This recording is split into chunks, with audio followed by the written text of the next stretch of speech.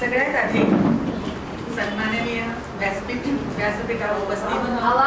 व्यासपीठावर उपस्थित सानेजी देशपांडे सर, समोर उपस्थित सारस्वत सुरुत आता येत सारस्वत सुरुत साहित्यिक साहित्यिका, जितकी विशेषणं लावू तितकी कमीच पडतील अशा सगळ्यांना माझा नमस्कार.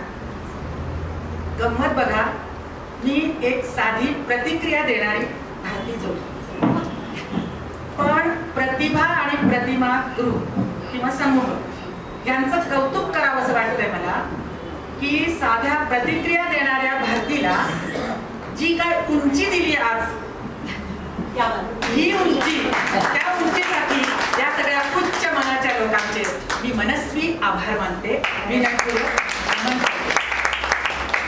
म्हणजे मी त्या पदाला किती योग्य आहे मला माहिती नाही, पण मला हे पद दिलंय त्यामुळे आता त्या पदाला जागावं लागणार म्हणून मी काहीतरी व्यक्त होते आहे. ते गोड मानून घ्याल अशी खात्री आहे मला. तुम्हाला सांगते, तशी भाषणं दिली आहेत मी. प्राध्यापिका असताना, नोकरीत असताना खूप भाषणं दिली, पण सारस्वतासमोर नाही दिली हे लक्षात घ्या.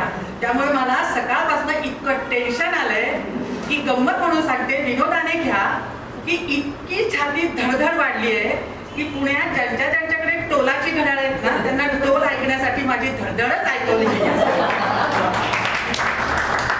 इतकं मला टेन्शन आलंय, कारण की छोट्या गावात 400 काय 2000 महिलांसमोर बोलणं वेगळं, शाळांमध्ये विद्यार्थ्यांसमोर बोलणं वेगळं, पण इतकं सुंदर सुंदर साहित्य प्रसृत करणाऱ्या सगळ्यांसमोर बोलणं त्याच्यात खूप फरक आहे. त्यामुळे तुम्ही सगळेजण मला सहन कराल, गोड बांधाल अशी अपेक्षा करते, कारण तिळगुळ वाटायचाच आहे, जवळच येतोय, त्यामुळे गोड बांधूनच घ्या बरं का. ते सगळ्यात महत्वाचं असं आहे, मला जे तुमच्या पुढ्यात काही गोष्टी मांडायच्या आहेत. आता अध्यक्ष म्हणून खुर्ची दिली आहे ना, तर मला प्रतिभा आणि प्रतिमा समूहाबद्दल माझ्या भावना व्यक्त करायच्या आहेत. कारण माझ्यातली शिक्षिका मेलेली नाहीये, अजूनही जिवंत आहे. जेव्हा मी ग्रुप उघडते आणि आलेल्या सगळ्या हे बघत असते, जसं सरही म्हणले, सगळेच म्हणतात की विषय आला की पटापट पटापट पटापट ज्या काय कविता यायला सुरुवात होतात. कौतुकच आहे, प्रश्नच नाहीये. पण गंमत अशी आहे की मला तुम्हा सगळ्यांना एक माझ्यातली शिक्षिका बोलतीये, अध्यक्ष म्हणून मी कुठलाही अधिकार घेत नाहीये, एक तुमची सखी, ज्येष्ठ सखी म्हणून. कारण मला इथे ज्येष्ठ साहित्यिका असं पत्रिकेत दिलं. तुम्हाला सांगते, साने सरांचा फोन आला, म्हटलं अहो सर तुम्ही चुकून माझ्या नंबरवर फोन केलाय का, मी साहित्यिका नाही. ते म्हणले अहो नाही मॅडम, असं नाही तसं नाही. म्हटलं हा तुमचा मोठेपणा आहे मनाचा, पण मी ज्येष्ठ आहे त्यामुळे मी होकार भरतीये. म्हटलं मी ज्येष्ठ म्हणून होकार दिलेला आहे आजच्या ह्या कार्यक्रमाला, हे मी तुम्हाला सांगते. आणि त्या माझ्या ज्येष्ठत्वासाठी त्यांनी मला ही खुर्ची दिली आहे असं मी मानते आहे, हेही मला आवर्जून सांगावं असं वाटतं. मग गंमत अशी आहे की त्यांनी मला मग ते म्हणाले, काही लोकांचं कसं असतं बघा, हा कार्यक्रम संपायच्या वेळेला आभार मानतात ना, तर त्यांना वेळ नव्हता पण वेळात वेळ काढून पाहुणे आले. मला वेळ नव्हता नाही, मला खूप वेळ होता, प्रामाणिकपणे सांगते, मला खूप वेळ होता. आणि मला हे माहिती होतं की प्रतिभा आणि प्रतिमा समूहात ही जी घटिका आहे, ही घटिका न परतून यायची. त्यामुळे मी ती खट्ट पकडायचं ठरवलं, त्यांना पटकन होकार देऊन टाकला. बाकी त्याच्या मागचा उद्देश काहीही नव्हता. ही घडी पकडायची होती मला, कारण सारे प्रवासी घडी, त्यामुळे ही घडी पकडायचा माझा प्रयत्न आहे. दुसरी सगळ्यात महत्वाची गोष्ट अशी आहे की मी प्राध्यापिका होते.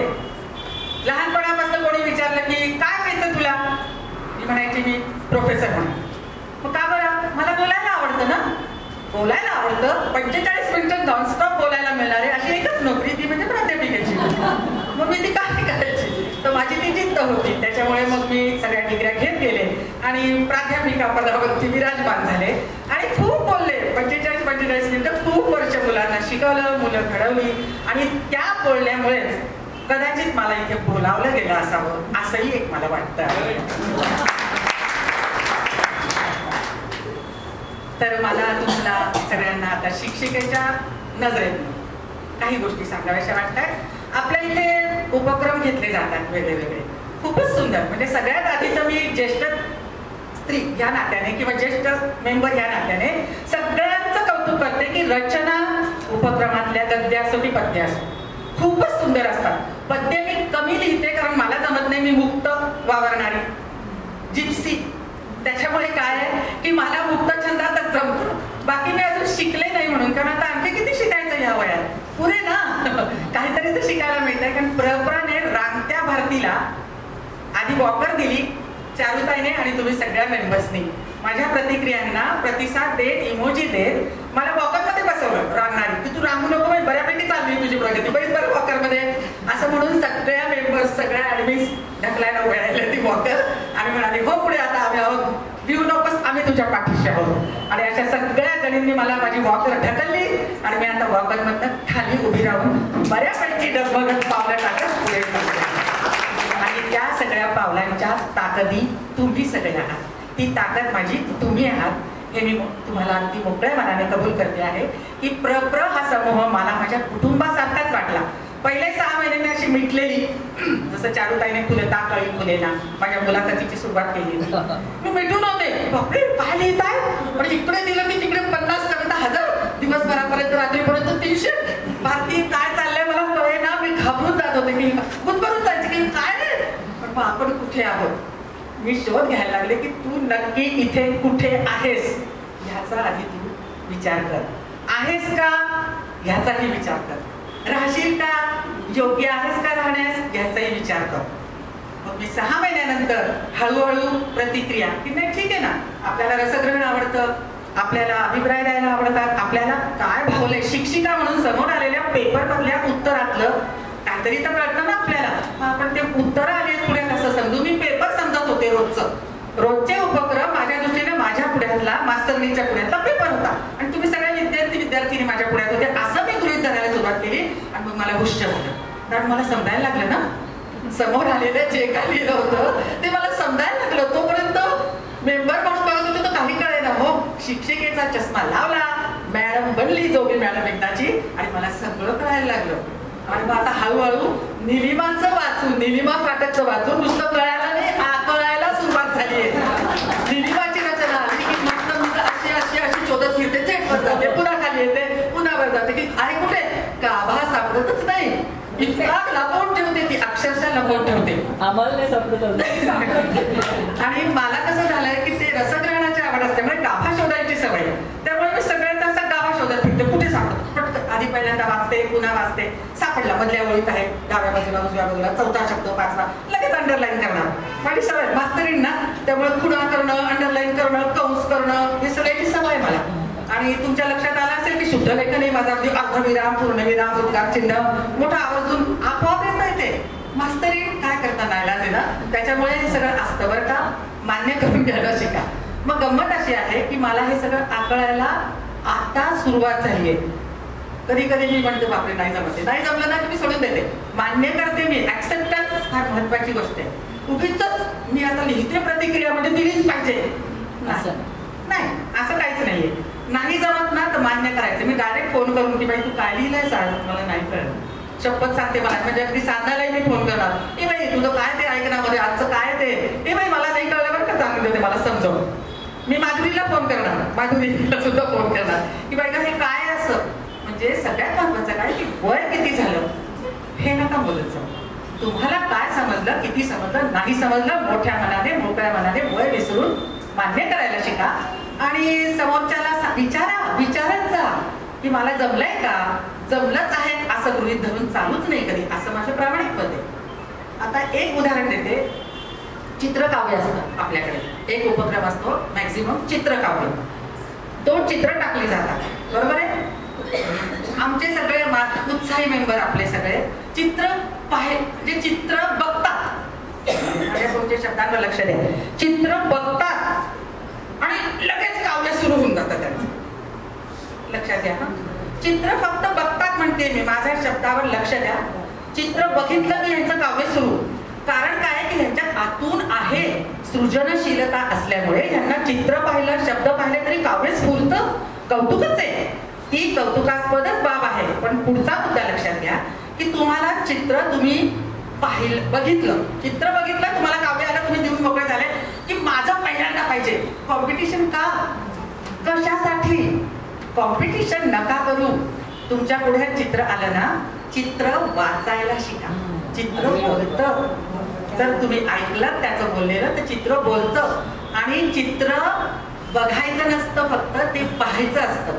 बघतात ते डोळे असतात आणि पाहते ती दृष्टी असते, ती नजर असते.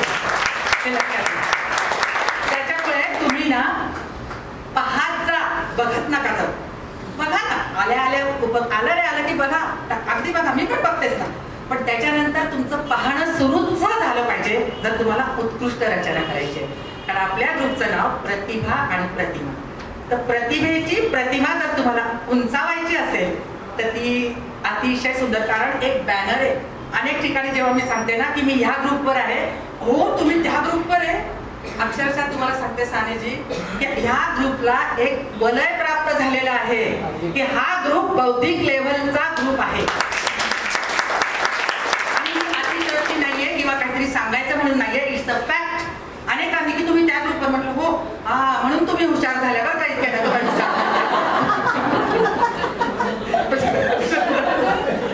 मी म्हटलं अरे वा, हरकत नाही, म्हणून का असे ना शांतोडीतल्या आणतेस का?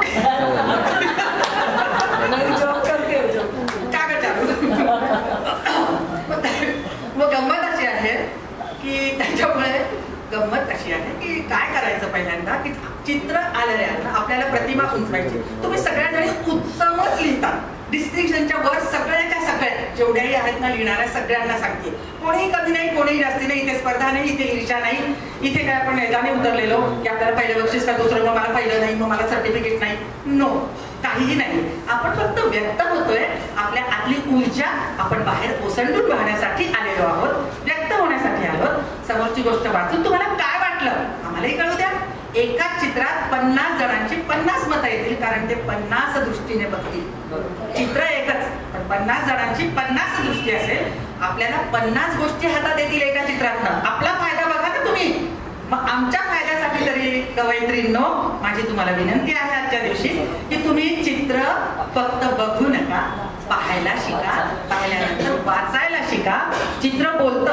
आता अगदी उदाहरणार्थ आशाताईंनी परवा, म्हणजे माझ्या डोळ्याकडे आता तेच आहे, चित्र टाकलेलं होतं की ते पडकं घर आहे, परकर पोलक्यातली मुलगी आहे आणि दार बंद आहे, बरोबर. वरचं छत नाहीये. एक उदाहरण म्हणून सांगते की वरचं छत नाहीये, दार बंद आहे. मग आता बघा चित्राला पाहायचं कसं. चित्र पहा जे मी तुम्हाला म्हणते ना, तर तुम्ही कसं पाहिलं, म्हणजे अनेक जण आपण काय करतो की पडलेलं घर आहे, अमुक आहे, म्हणजे वाडा आहे, म्हणजे जुना वाडा, म्हणजे राजेशाही किंवा खानदानी किंवा पाटलांचा किंवा जमीनदाराचा. झालं जमीनदाराचा वाडा ना, बरोबर कविता सुचली की लिहून मोकळे झाले. मान्य मला. काही जण ते परकर पोलका बघून हे मान्य, मला अगदी मान्य, विचारच आहे तो, व्यक्तच होणं येते. पण थोडं आणखी वाचा. सगळ्यात महत्वाचं मला सांगायचंय, जर ते चित्र तुम्ही घरी जाऊन सगळेजण पुन्हा बघा की ते जे दार आहे ते आत उघडणारं आहे का बाहेर, हे बघा तुम्ही घरी जाऊन. सगळ्यांना मी सांगते की ते दार आत उघडणारं आहे का बाहेर उघडणार आहे. बघा, ती मुलगी दार उघडून बाहेर जाणार आहे, हे लक्षात घ्या.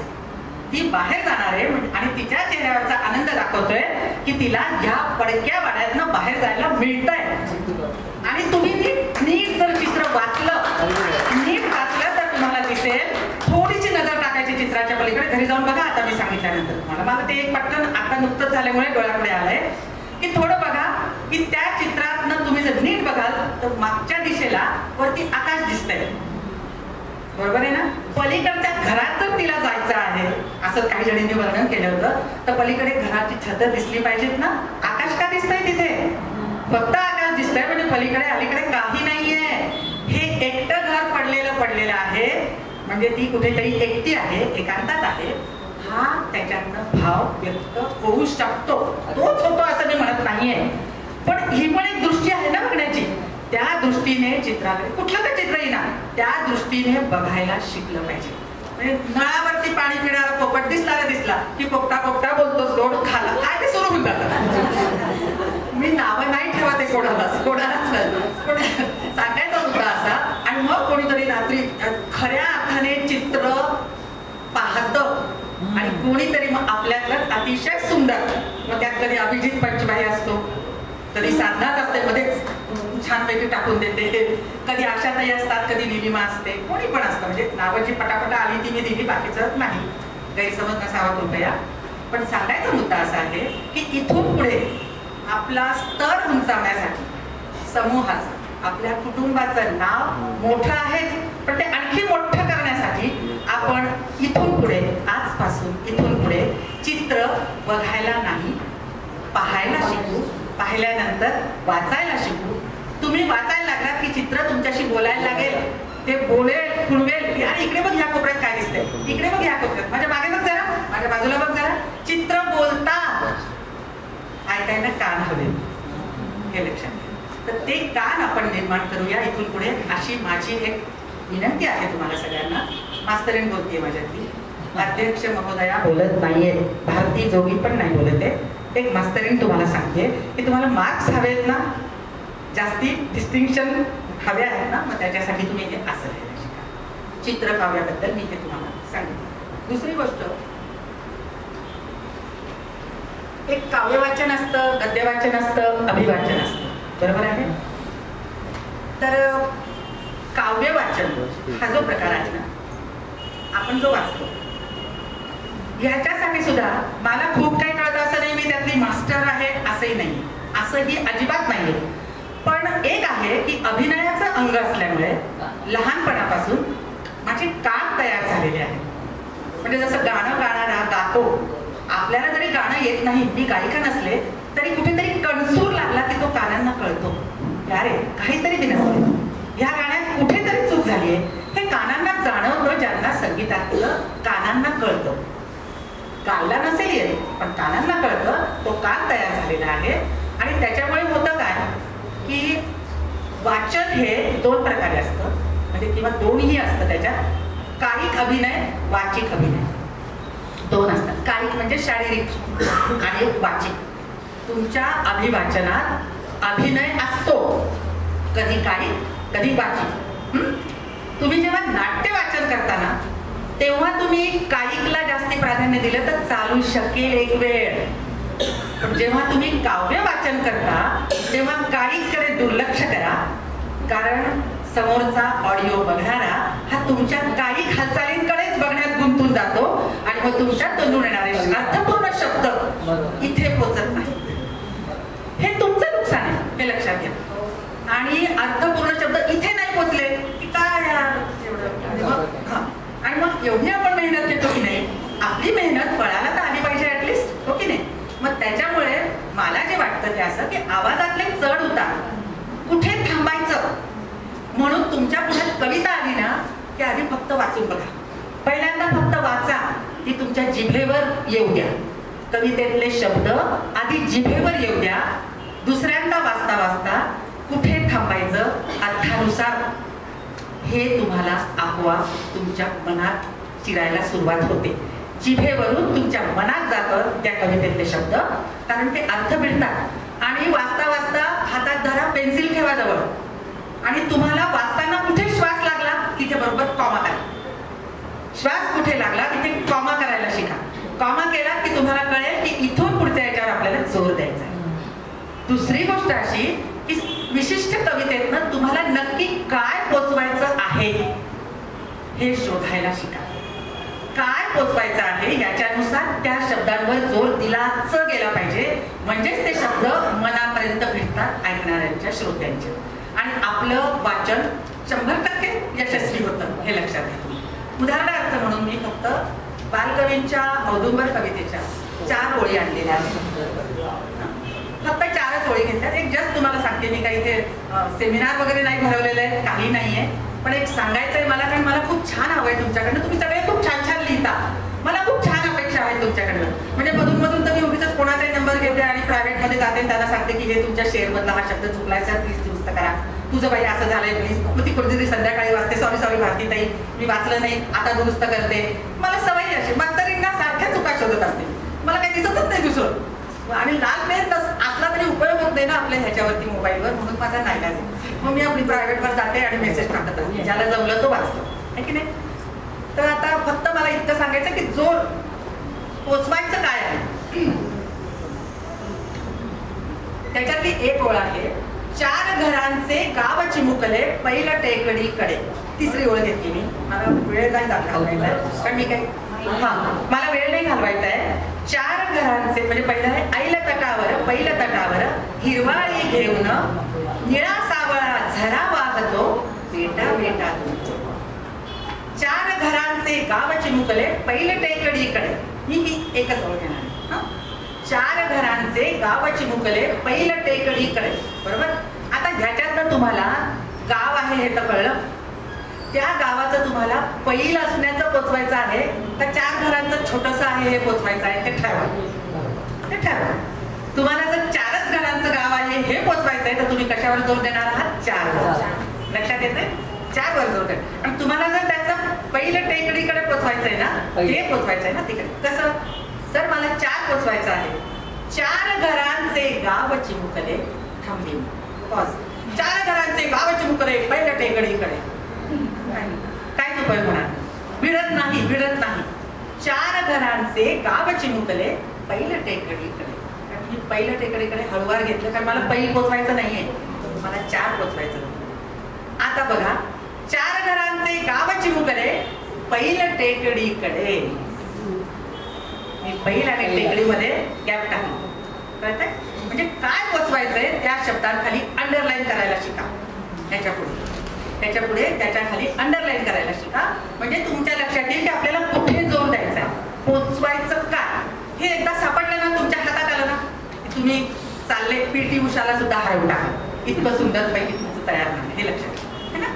तर त्याच्यामुळे हे असं करायला हवं चित्रकाव्यामध्ये. आणि याच्यामध्ये असं एक माझी एक अभिवाचनाच्या दृष्टीने तुम्हाला एक सूचना आहे. एक ज्येष्ठ म्हणून, एक शिक्षिका म्हणून देते आहे. कृपया गैरसमज नसावा, मी स्वतःही त्यात फार पारंगत आहे असं काहीच नाही. पण जे काही थोडंफार मी शिकले आहे ते फक्त तुमच्यापर्यंत पोचवावं. त्याने जर तुमचा फायदा झाला तर आपल्या समूहालाच फायदा आहे, तो कुटुंबाचंच नाव होणार आहे. ह्या प्रामाणिक प्रयत्नासाठी मी हे सगळं करते आहे. त्याच्यात कोणीही व्यक्तिशः काहीही नाहीये. त्यामुळे एक जनरल आहे हे. कारण मी स्वतःही अभिवाचन करत असते, ते फार ग्रेट करत असते असं काहीच नाही. चुका माझ्याही होत असतील, नो डाऊट. पण असं आहे की आपण शिकतच पुढे जातो की नाही. सगळेजण शिकूयात आणि पुढे जाऊयात एकमेकांच्या संगतीने. सगळ्यात छान लिहितात, त्याच्यामुळे ते पुढे जाण्याचा प्रश्नच येत नाही, हो की नाही. तर आता मी तुम्हाला माझीच लिहिलेली कविता काव्य वाचनाच्या पद्धतीने वाचून दाखवते. जेवढं मला आकलन झालंय तेवढं. ओके. चुका माझ्याही असतील, नो डाऊट. मध्ये एकदा उपक्रमात आपल्याला दिलं होतं उरलेलं मधलं पान. विषय दिला होता उरलेलं मधलं पान. कसं असतं ना, आयुष्याची 3 पाने. आयुष्याची 3 पाने. पहिलं जन्माचं, शेवटचं मृत्यू. पण मधलं मात्र उरलेलं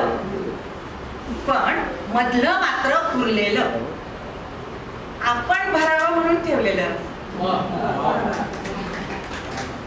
आता हे उरलेलं मधलं पान कधी भरभरून भरलेलं.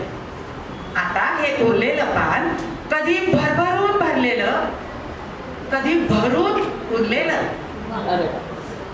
कधी अर्ध्यातच विरलेलं, कधी मुरलेलं, कधी जिरलेलं, चिंब भिजलेलं, कधी बुडता बुडता अभंगासारखं तरलेलं, तर कधी भिरभिरात हेलपाटलेलं, कधी कोरच राहिलेलं चांगदेवांच्या पत्रासारखं, कधी लिहून संपताना पुन्हा शेवटच्या पानाला पुरवणी करून जोडलेलं, राहून गेलेलं, भरभरून लिहिलेलं, असं हे उरलेलं मधलं पान. सरता सरता सरणाऱ्या वयाशी जोडलेलं, आणि सवयीचं होता होता सवय जोडलेलं.